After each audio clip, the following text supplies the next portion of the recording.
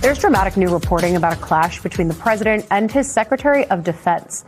The Washington Post reporting Trump and Pete Hegseth butted heads over munitions shortages that now threaten to limit military options with Iran. That's two sources familiar telling the Post Trump thought that problem had been fixed. The White House and Pentagon are pushing back on this reporting. And in a late night social media post, the president argued, quote, the U.S. has massive amounts of munitions and that more were being manufactured and shipped. At the same time, he's calling those stories fake. He's slamming, quote, leakers of what he called treasonous statements, saying the sources of those leaks will be hunted down and deserved long-term jail sentences. Tom Nichols and Tim O'Brien are back with us. Tom, the administration has pushed back on this WAPO reporting, but does the episode reveal more about the difficulty that they're facing in trying to wrap their arms around this war that they are clearly struggling to find an end to? They're struggling because they're losing, and it's interesting that the president's position is this is completely fake, but also a dangerously treasonous leak of something that is obviously true. So the problem here is that they think that just executing operations over and over and over again will somehow produce the result they want, even though for 5 months that hasn't been the case. And so we're using up stocks of very expensive weapons that were never meant for this kind of a war, of knocking down cheap drones that we were saving for places like Europe and Asia. And I think the most important part of that story is Hegseth being very Trump-like and trying to throw his own deputy under the bus about why this is happening. The Deputy Secretary of Defense usually runs the Pentagon on a day-to-day basis. Knowing this stuff is the Secretary of Defense's job, but because they don't have a strategy, they don't know what they're doing, they're obviously losing this war.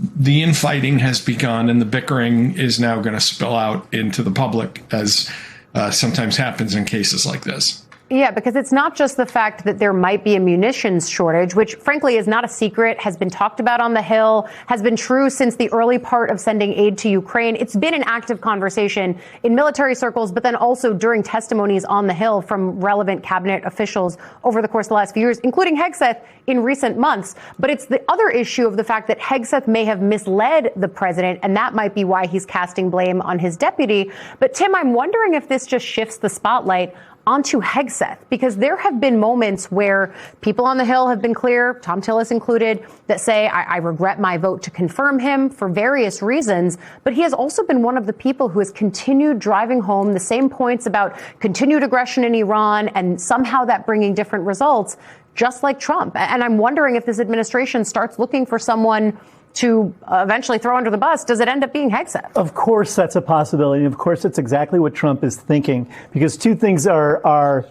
problematic here, and whichever one they are, we don't know yet. But either Hegseth gave Trump the accurate information that U.S. munitions are perilously low, and Trump chose to ignore it, or Hegseth misled the president because he didn't want to deliver bad news. And this gets back to what Tom and I were kicking around in the prior block, that this is either a Soviet structure or a Tsarist structure.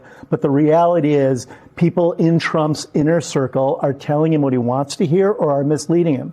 And in this case, it has really, really dramatic real-world consequences. They have wasted a treasure trove of U.S. weaponry in Iran. They've left Ukraine, which now is so low on interceptors that they can't defend themselves against incoming Soviet or Russian attacks.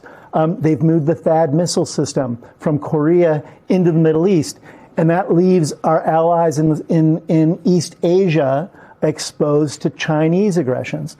All of the knockoff effects of this misguided, ignorant policy that was done simply because Donald Trump took Bibi Netanyahu at his word and then pursued a war in which we've lost American lives, we spent American money, we've blown through American munitions, and we're stuck. Yeah, right, because the exit ramp is the thing that they are struggling with the most.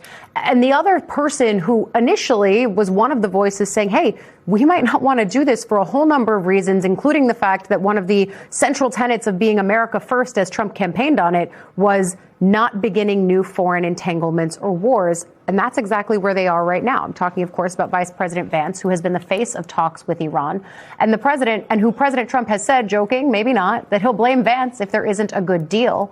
I want to play some of what Vance told Fox News just last night.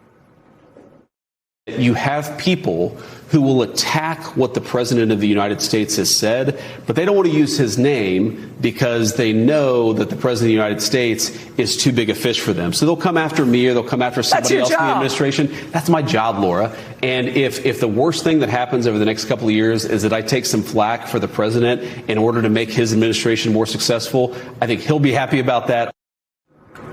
I mean, Tom, that is his job as vice president. That's true for other vice presidents as well. But there's a step further here, too, right? The way that Vance, who was against this privately, has now really been pushed into the spotlight to be the person defending it continuously.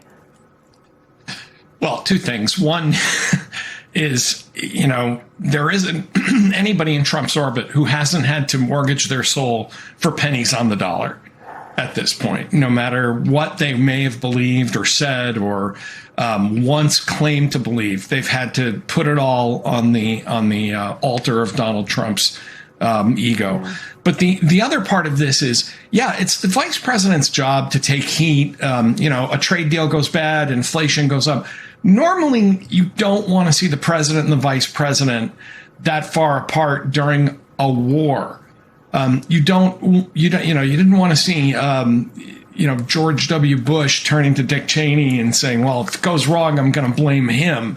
Mm-hmm. You didn't want to see, Ronald Reagan in Grenada saying, well, if this thing gets hairy, talk to George Bush. It's one thing for vice presidents to be a heat shield for unpopular policies. It's another thing to have this kind of division in the Oval Office during a war where American lives are at risk.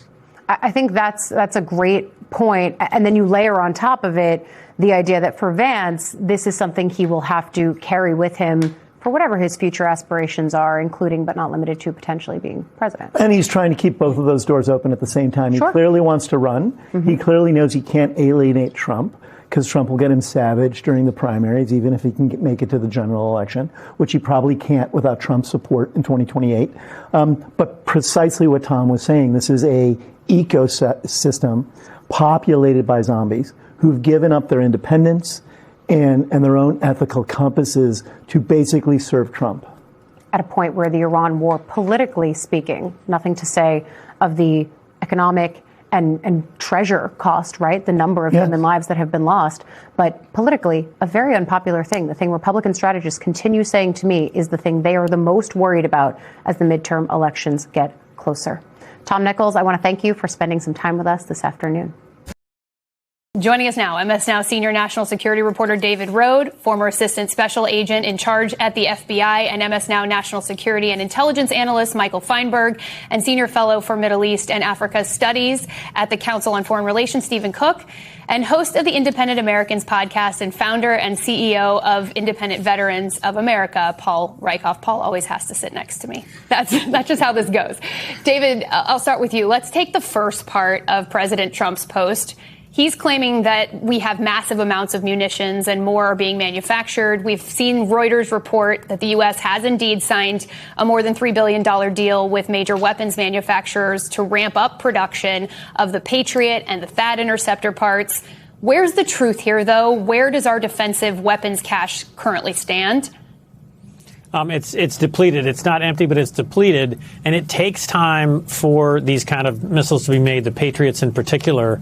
But the Trump administration has had time to plan for what was going to play out when they chose to go to war with Iran. So this is no surprise. And I think it's good. I'm biased as a journalist, but in terms of the last part of the tweet, that this is somehow treasonous, 50,000 Americans are risking their lives right now for this country in the Persian Gulf.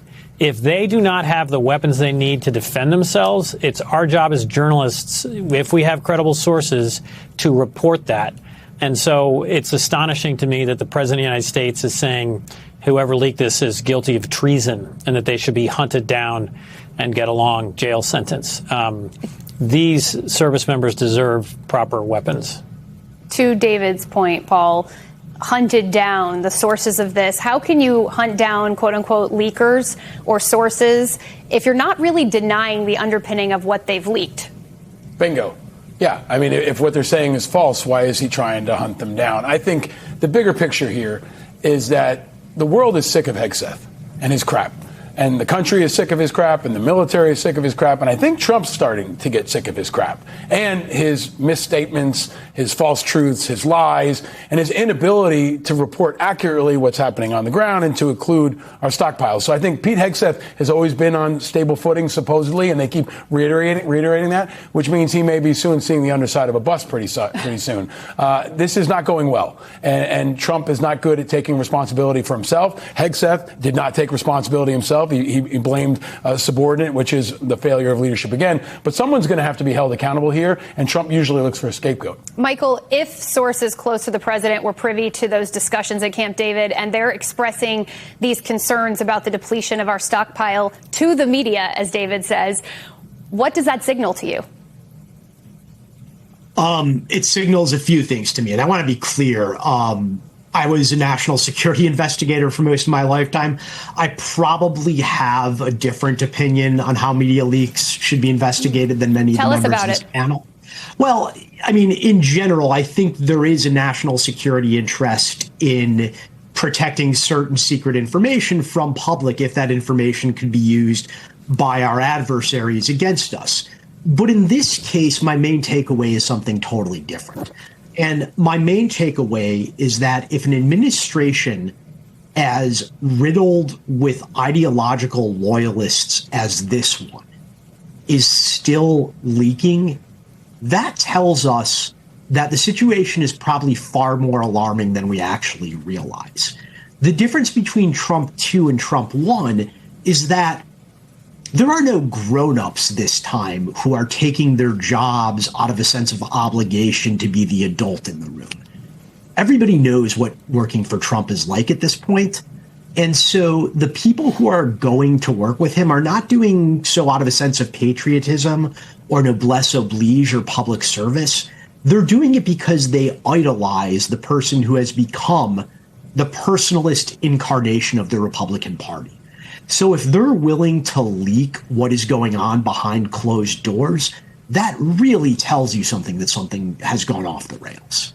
Yeah, I think that's a point well taken. David, the Joint Chiefs Chair, Dan Kane, had warned about munition shortages even before this war began.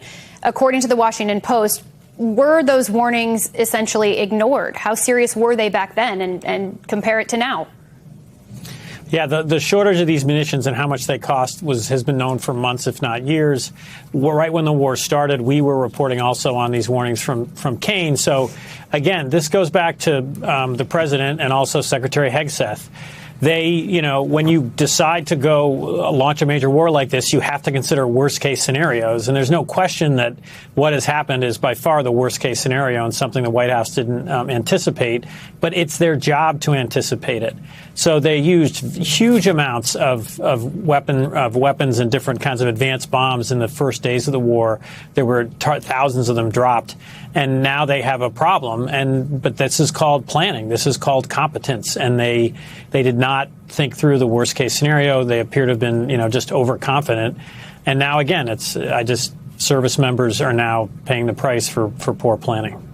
And, Stephen, of course, there is this global dimension to this. Trump has said that it was our Middle East allies who urged him to call off the so-called major strike that he had been planning on Iran. And the reporting is that that's in large part because of the lack of defensive capabilities to thwart off any kind of retaliation from Iran. How vulnerable are our Middle East allies in the region, and how does that impact the course of the war? They're quite vulnerable. We saw from the last round of actual conflict between the United States and Iran that the Kuwaitis, the Bahrainis, the Qataris were hit and hit very hard. And that's because they don't have the interceptors, and the United States doesn't have the interceptors to protect them. The Saudis find themselves under fire from the Houthis again, and thanks only to NATO forces like Greek forces, who on a bilateral basis are in Saudi Arabia to help protect sensitive sites, has the damage in Saudi Arabia not been as devastating as it could be. The other real-world consequence of this is, of course, it puts the United States in a relatively weaker negotiating position when it comes to the Iranians. The Iranians know, and America's partners know, that the United States cannot protect them. And so when it comes down to a negotiation, it's more likely for the United States and its partners on the other side of the Gulf to accept an agreement that most likely will favor Iran and its demands over having some control over the Strait of Hormuz. So talk to me, Stephen, about how our adversaries are viewing all of this when you have the telegraphing of the depletion of munitions. To Michael's point, it may be contrary to national security interests that we now know all of this information. But how do forces like Russia and China view this? Well, of course, since the very beginning of this conflict, and from the moment that the Iranians tried to close the Strait of Hormuz, the Chinese in particular have been paying close attention to how the United States would go about opening a waterway. So this is a very significant challenge, not just in the Middle East, but globally for the United States. These munitions, people talk about them as being built in a factory. It's more like workshops. It takes about a year to produce a Patriot missile. So this is going to be a long-term issue if we have expended as many as studies like the one coming out of the Center for Strategic and International Studies and the leaks coming out of the Pentagon would suggest. Paul, NBC News reports citing two senior officials that U.S. commanders are picking and choosing which Iranian missiles they should just let fall and which ones to intercept. How concerning should that be for our military servicemen and women and their families who are watching all of this unfold? Deeply, especially considering how many have already gotten through and wounded and killed American forces. I think when it comes to Trump and Hegseth, you can't believe what they say. You have to watch what they do. And they're asking for $67 billion more. About $20 billion of that is for weapons and for munitions. We know we're using Tomahawks and ATACMS and Patriots, and we need them badly, and our allies need them badly. Meanwhile, Ukraine's getting pummeled, and the civilians there are dying by the day. Women and children are being killed, and they don't have enough munitions. So it's a great example of a misallocation of resources where Trump got way ahead of his skis. He didn't plan adequately. He didn't ask Congress for support, and he didn't ask Congress for enough money to fund what was turned out to be a very protracted war that's now making they're asking everyone, for $67 billion more. Just and put a fine point on that. And $1.5 trillion at the end of the year. Yeah. Michael, I do want to turn to the New York Times reporting that cites the FBI that there have been hacks of water systems at least almost a dozen different water systems across the country. There have been years of warning and neglect, according to the New York Times. Are we prepared to counter even a more serious attack than what we've seen on civilian infrastructure, whether it's water, our power grids? I don't think so. I don't think we're remotely prepared. And I want to hasten to add that vulnerability is a choice. For years, if not decades, the private sector industries that make up much of our critical infrastructure have resisted security upgrades and any sort of oversight and regulation because it adds costs to their operations. Good security creates friction. It demands resources. It lessens usability sometime, but it's insurance. And we are now seeing the result of not having insurance. When you compound that with the fact that the Trump administration has decimated an organization called CISA, which traditionally did most of the government side of this type of security, this is entirely expectable. And unfortunately, Americans need to realize this is the future of warfare. We have networked everything in our lives, which means it is now vulnerable to cyber attack. And the oceans on either side of our continent are no longer protection against those with whom we would go to war. The time frame we were existing under was unacceptable. Okay, well, and tell what this me, budget does, months and years, fast. Years. We're building new plants in real time. So just to replace what we have expended. I said months. And then you said years. It depends on the weapon system, but 2 to 3, 4x of what we have today. Okay. So yes, we're dealing with a reality under the previous administration of what they sent to Ukraine and what they allocated elsewhere. Okay. Got it? Hi again, everybody. It's now 5 o'clock in the East. That was the mealy-mouthed, contradictory testimony of Secretary of Defense Pete Hegseth back in April. He did say in there, though, that it would take months and years or years, months and years, to replenish U.S. weapons stockpiles. A very troubling fact, considering our ongoing war with Iran and Donald Trump's penchant for escalating and stopping and escalating over and over again. A few months later, when asked about it, Hegseth grew combative and said a munitions shortage was a story manufactured by the media. As the war continues, there's a growing number of questions about our stockpiles. And at times, Pete Hegseth and others in the Trump administration have blamed former President Joe Biden for sending weapons to Ukraine. In fact, Donald Trump sent weapons to Ukraine in the last hour with the cameras rolling. But behind the scenes, it is a different story. According to brand new reporting in the Washington Post, Donald Trump confronted Pete Hegseth about the country's supply of munitions very recently.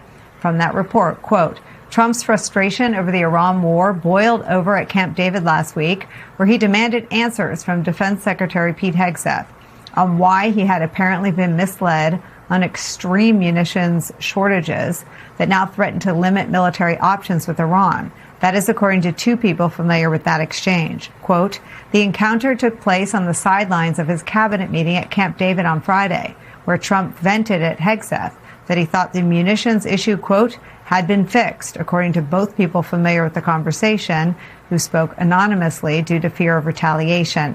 The White House immediately denied the reporting, and last night in a post on social media that was posted at 12:34 a.m., Donald Trump denied it as well. The only problem in denying it, he also attempted to refute the reporting and kind of sort of ended up confirming it. The post reads in part, quote, the U.S. has massive amounts of munitions, especially of certain types.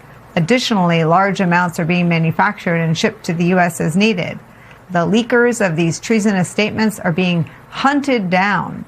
Long-term jail sentences will be sought.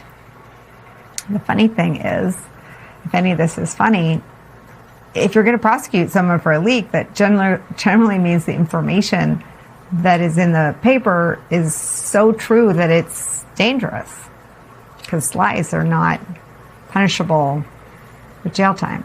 Donald Trump revealing the accuracy of reporting while trying to deny it and jail the people at the same time is where we begin the hour with some of our favorite experts and friends. Military analyst, retired Lieutenant General Mark Hertling is here. He served as the commanding general of the U.S. Army in Europe. Also joining us, managing editor at The Bulwark, contributor Sam Stein is here, and writer and editor for Protect Democracy, Amanda Carpenter is here. General Hertling, your thoughts on the, I guess now confirmed by Donald Trump, reporting that he blew up at Pete Hegseth in this Camp David cabinet meeting? Nicole, the entire Washington Post story was fascinating because it confirms what a lot of people have been thinking for the last several months.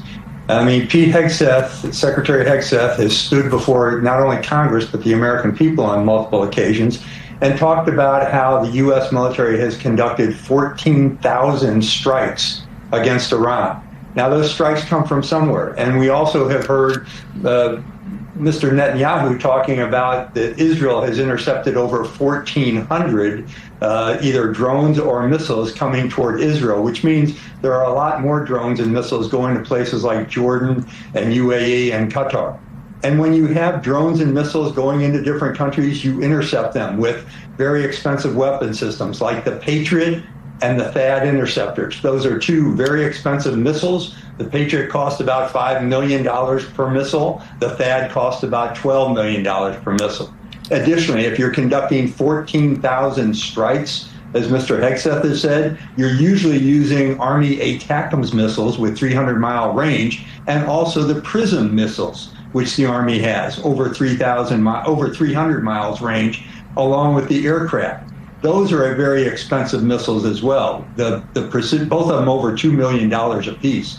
So when you're talking about, the kinds of things they're now refuting, it's not just a depletion of ammunition, it's also a depletion of credibility, because you can't conduct all these strikes, which they're bragging about, and at the same time say that a very limited supply of missiles are still available. Plus, the last thing that we'll talk about is Secretary Hegseth, during that congressional hearing, said that we were building factories by the month or years, like you just stated.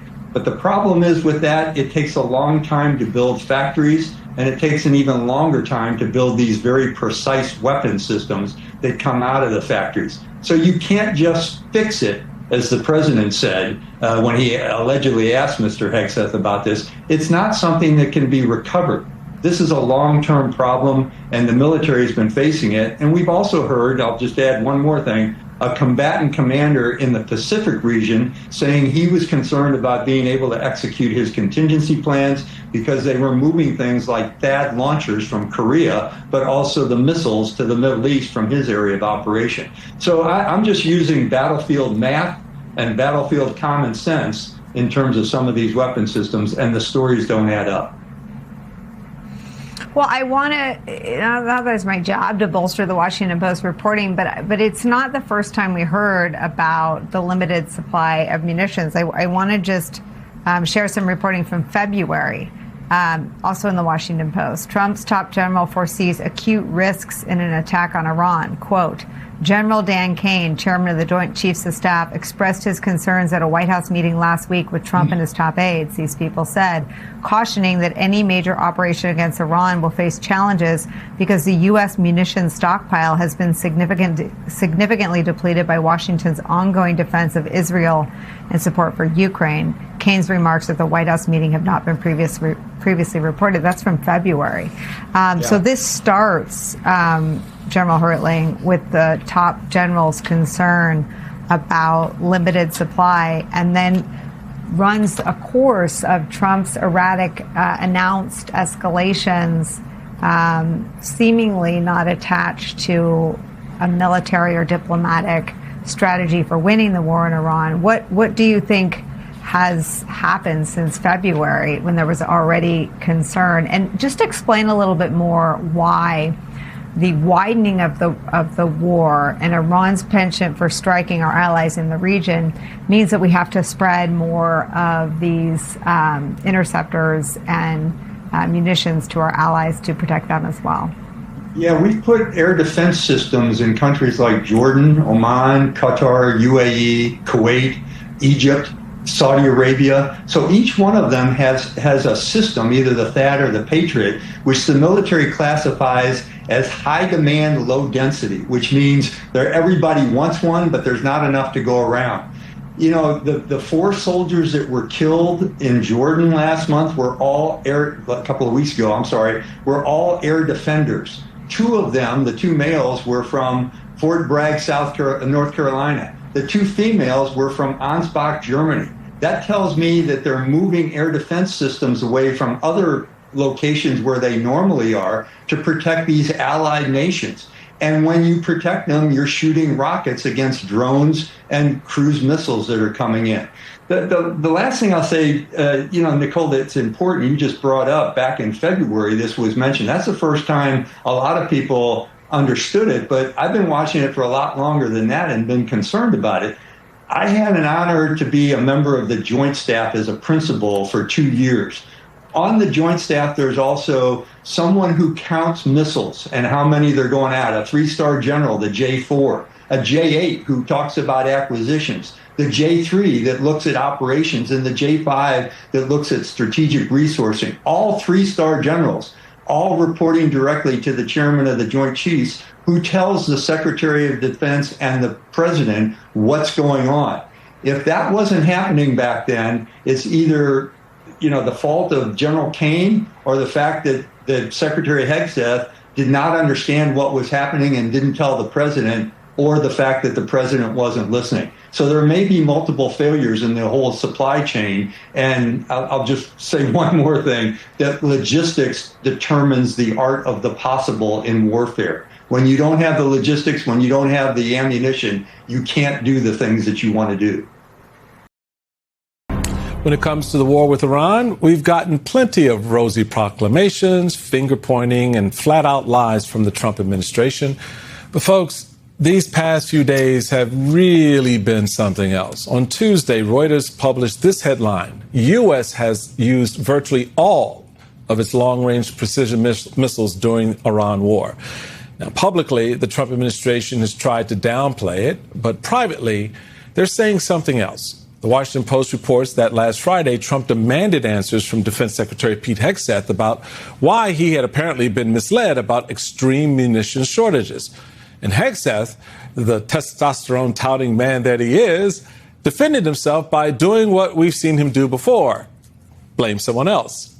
Hegseth reportedly blamed his deputy for the shortages and for not making sure Trump was fully informed.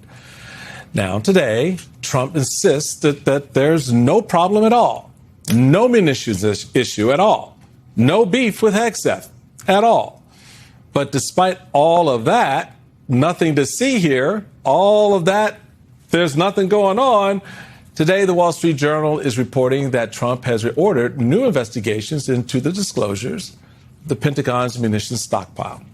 Joining me now is New York Democratic Congressman Pat Ryan. He's a member of the House Armed Services Committee and an Army veteran who served 2 tours in Iraq. It's good to see you, sir. So Trump apparently believes he's been misled on the munitions shortages. Do you buy that? He is so out of touch, out of reality. I think they feed him a slow diet of missile strike video clips, and then he goes back to whatever other distraction. And it would be humorous if not for the fact that we've got 50,000 troops in the region. That part. And we've lost 18 soldiers. Every American is paying the price. Gas is back up over $4. And it is infuriating, especially to those of us that have served in the last generation's forever wars, to see us now 6 months into what was supposed to be a 6-week war, and they won't even be honest about the state of our munitions. And by the way, they're still covering up casualties. They're not even attributing these last 4 brave Americans lost in combat to this war. It is just beyond the pale. From your perch on the Armed Services Committee, can this stockpile be replenished? Look, if the reporting's out there, there must be something very serious happening with them. I don't know what you're hearing. Maybe you can share specifically some of the details of that. But is it really that bad? From everything we know, and this has been the case for several months, we knew the burn rate of these munitions was incredibly dangerous. Literally in early March, a week into the war, I questioned a senior Pentagon leader about this exact problem, and they just denied the reality that we were hearing from folks on the ground. The problem is we have expended so many munitions in just a few months that it will literally take us a decade plus just to get back to the level of interceptors and precision strike missiles, which are incredibly expensive, incredibly slow to produce. That means other adversaries around the world now, particularly China, to a certain degree Russia, know that we're weak and vulnerable. That makes every American less safe. And look, if you can't even recognize and own and be honest about the problem, how are we expected to fix it? And again, we can't say it enough. This is a grave disservice to our troops in uniform who are now in more danger because of Hegseth's complete clown car of a Pentagon that he's running. Well, given what you've just said, Congressman, you've been out there making very clear that there needs to be a full audit of the Pentagon. And so now you've got this administration that's scrambling to replenish munition stockpiles. They're also looking to spend money on things like building 25 nuclear-powered battleships, which Trump has called part of his Golden Fleet or Golden Dome missile defense program. What does that say about the priorities of this administration, and what should be the priorities of the United States Congress when it comes to the defense of the nation? I think what we're seeing in the president's priorities are enriching himself, enriching his buddies that are the CEOs of these defense companies. I mean, his own sons have bought huge shares in a bunch of companies that are now making huge profits on this war. While, of course, we know Trump himself never served, certainly no Trump family members that I know that are signing up to go in this war. It's our young people, working class people that are going to war. So he is 180 degrees off, particularly for somebody who ran on stopping wars. What we need to do is One, a $1 trillion plus defense budget is outrageous when we need to be investing in housing and healthcare, bringing down gas and grocery and utility costs. So we got to get our priorities back straight there. We also need to stop giving tax breaks to billionaires. We give $1 trillion tax break to the ultra wealthy to further add to our deficit in addition to the $1 trillion defense budget. When it comes to the Armed Services Committee, myself and my colleagues in a hopeful majority, which I'm optimistic about, need to immediately have urgent oversight. One, to protect our troops. Two, to get back at the apolitical nature of our military, which Trump has eroded. And three, most importantly, we have to end this war, cut off the funding stream. I have a bill called the No Funds for Iran War Act that would not allow us to spend a single dollar more on this war.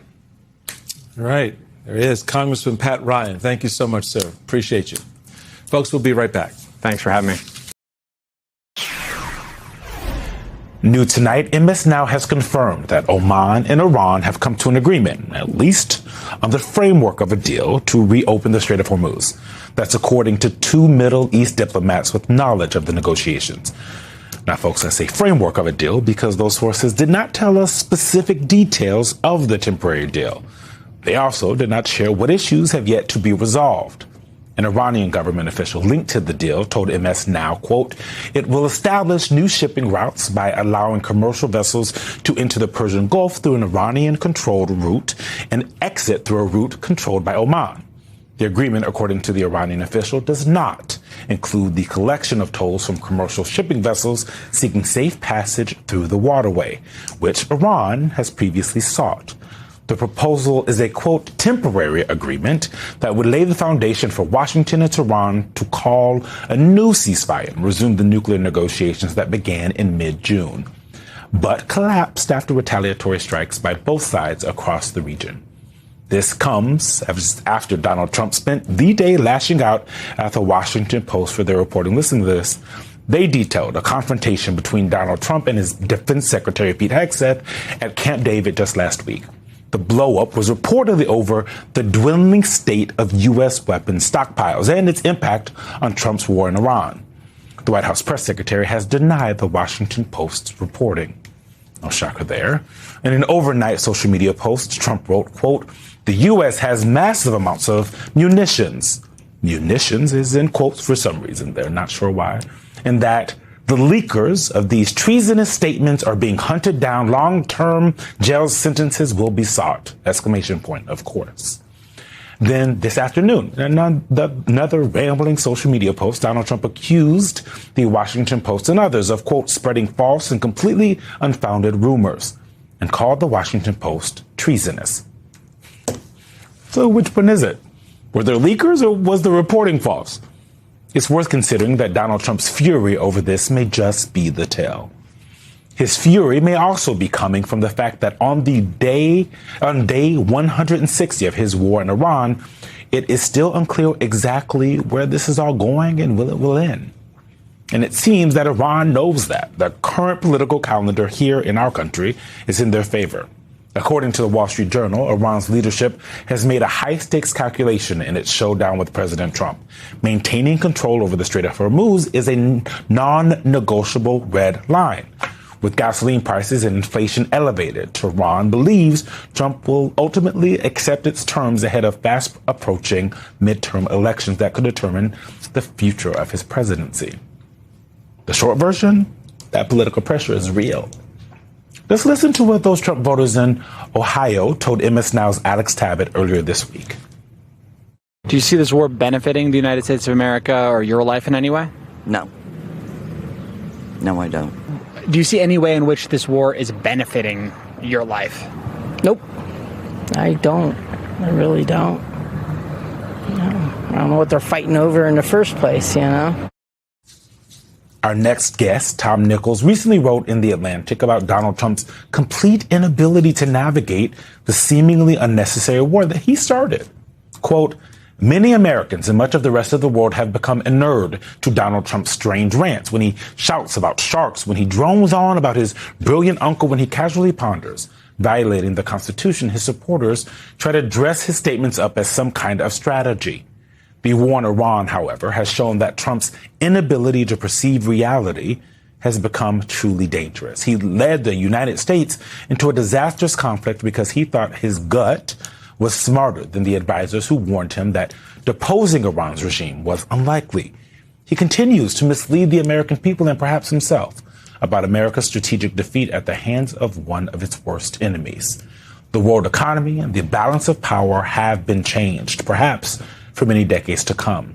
Because Trump cannot draw links between cause and effect, he does not understand that his actions and the failures that follow are somehow related to each other. Joining us now, the man that wrote those words, Tom Nichols, Professor Emeritus at the U.S. Naval War College and staff writer at The Atlantic.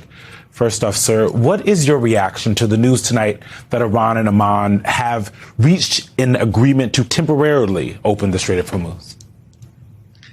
It's just remarkable that after 5 months of war, Iran is going to control the Strait of Hormuz, which it didn't before Trump launched this war. It leaves us, the United States, the West, and the rest of the world worse off. And for what? That's the question that we keep asking and have to keep asking about this war. What was all this for? Donald Trump thought he was going to get a quick, cheap, easy win, knock over the Iranian regime. And now here we are with Iran basically saying, well, we'll control the strait, but we'll agree to think about whether we're going to collect tolls, which, if you had told anybody that a year ago, it would have seemed almost preposterous, almost impossible. Yeah, many Republicans I talked to say the president went to Venezuela, and then he thought he could do that everywhere. I just want to move to your reaction to this Washington Post reporting. It gives us a little bit of a glimpse into Pete Hegseth's leadership and the communication, I guess, between him and his boss, Donald Trump.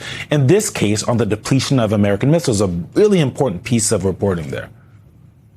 Yeah, it's a mistake to use the words Pete Hegseth and leadership together, especially when your first reaction is to throw your own deputy under the bus and to basically say, well, in a way, what was Hegseth saying? How could I be expected to know this stuff? I'm only the Secretary of Defense, or Secretary of War, as he puts it.